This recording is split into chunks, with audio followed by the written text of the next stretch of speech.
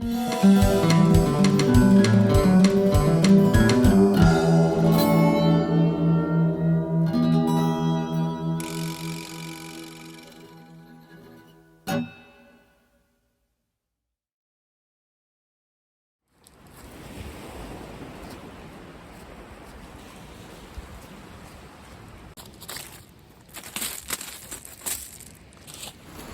morning. As you can see, I'm down at the beach again today collecting a bit of seaweed up. I've got an interesting little project that I'm going to do today up at the allotment. So I'm going to collect together some seaweed and then I'm going to be heading up to the allotment.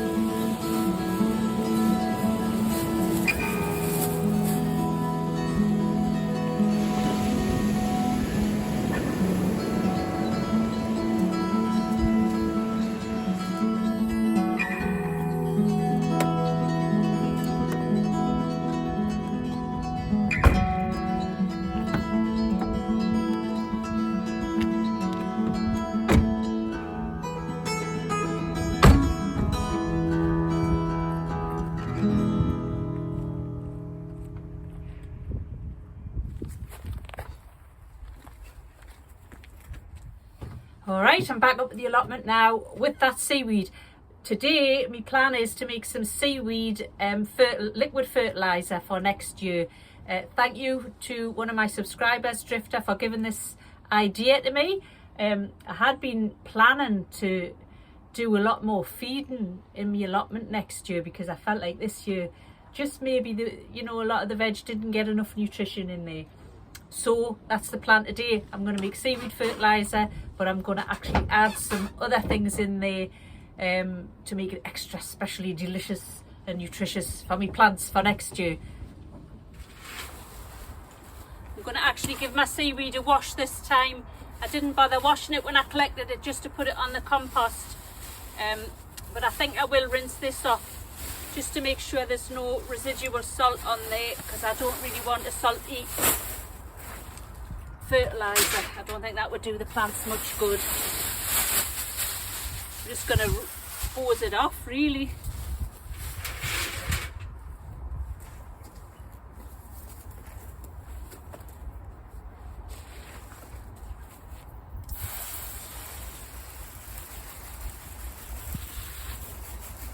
So the seaweed has got loads and loads of good nutritional things in for your plants next year.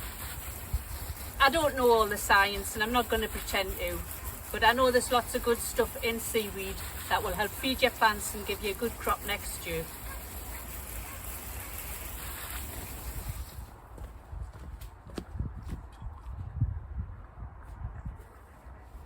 This plant here is Borage. Again, this is another fantastic plant for feeding the rest of your plants in the garden. It grows a very long taproot which draws up all kinds of minerals that other plants can't get access to.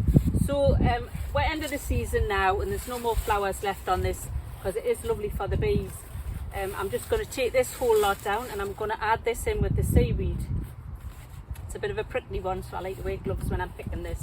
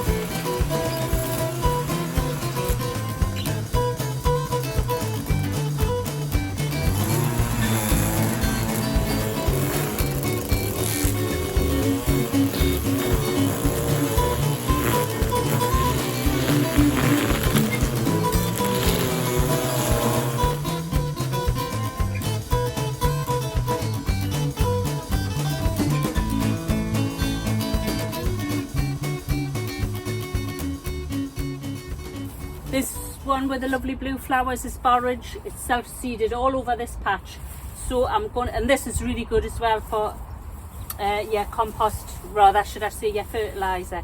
So I'm going to be taking some of this up, although I am reluctant to because it's still flowering. I'll take some of it up, but not all.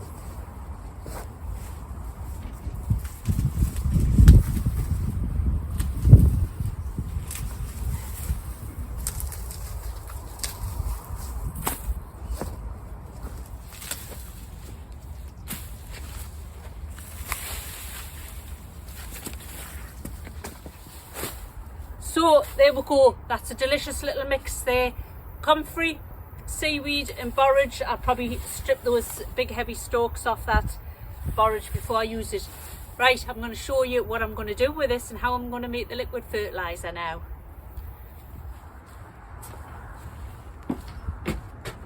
So next thing I need,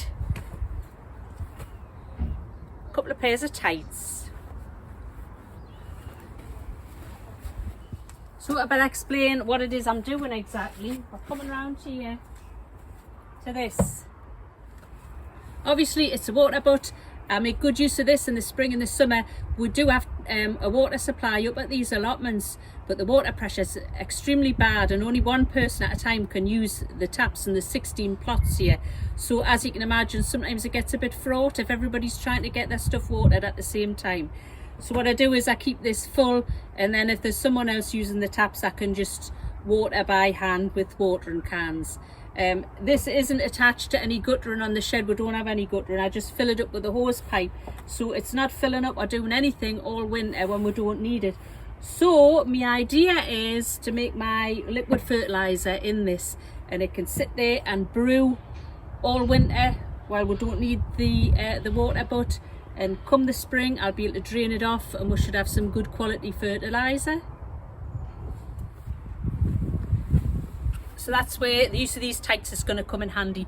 I don't want to just put the seaweed and the comfrey and what have you straight into the water butts, because they're going to decompose and there's going to be an awful lot of sludge and muck that is probably going to clog up the water butt. I mean, it might happen anyway, but I'm going to put the foliage into these tights and then just hang it in the water, and we can jiggle it around now and again if we want to try and release some of those nutrients into the water, and hopefully it'll minimise the amount of debris that I get in the water. But I suspect I'll have to tip the whole thing out and give it a good clean once we're done anyway, but this might help a bit.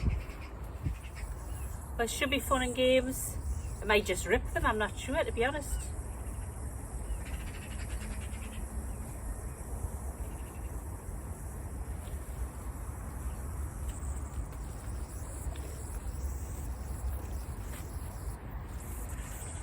You know what I feel like I'm doing, making a guy.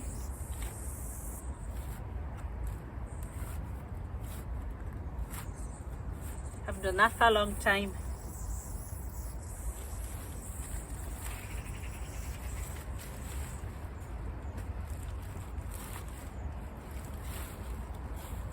There you go, with legs like that. Wonderful.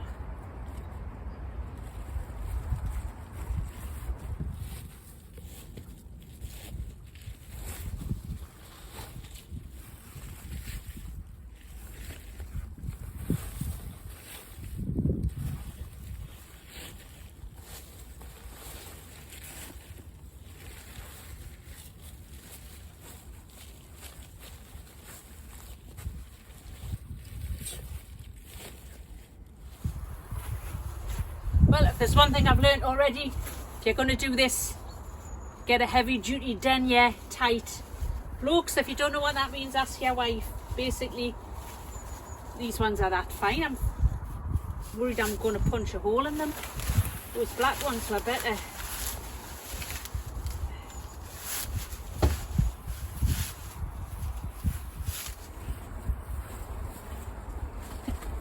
Right, that was exhausting. A bit like trying to get a wriggling toddler into a pair of tights. I'm going to tie up the top. I have ripped a hole in the other ones, but just have to do. And then we're going to take a look at this water butt and see how much water's in it.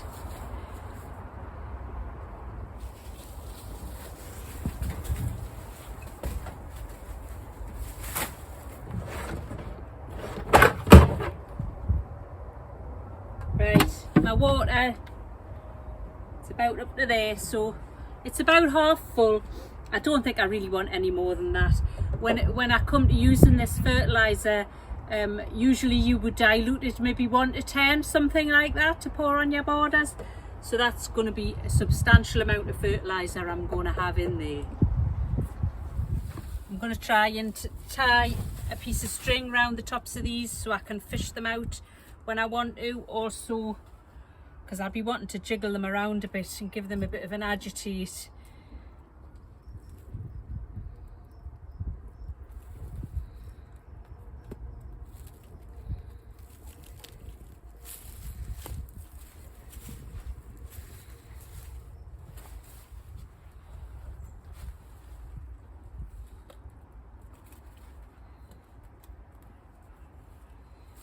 Righty-ho, in they go.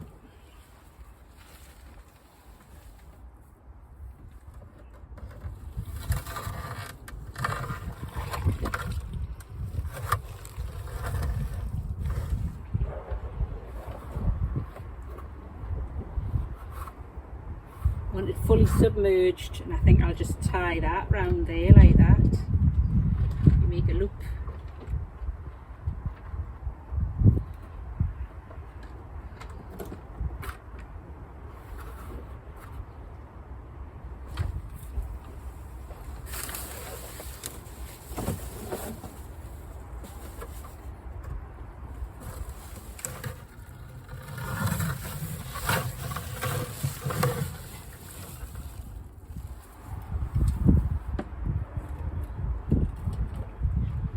Going to give them a little push down into the water.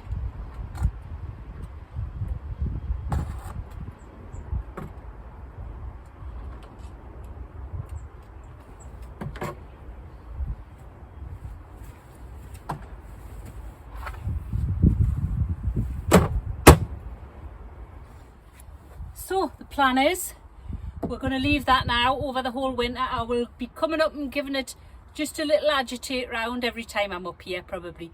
It will get to a stage where it's very, very stinky, and I have heard that if it gets past that stage then it loses its smell, but I have to admit in the past I haven't found that. The stench is horrendous and it stays horrendous, so we'll see for next year. Once I think it's gotten all the nutrients that it can out of the stuff that I've put in there, I'll pull the stuff out. And then I've just got my nice little tap there, so I'll just be able to drain it off. I'll probably drain it off and put it into bottles of some sort and just keep it and use it, dilute it on my borders through the year.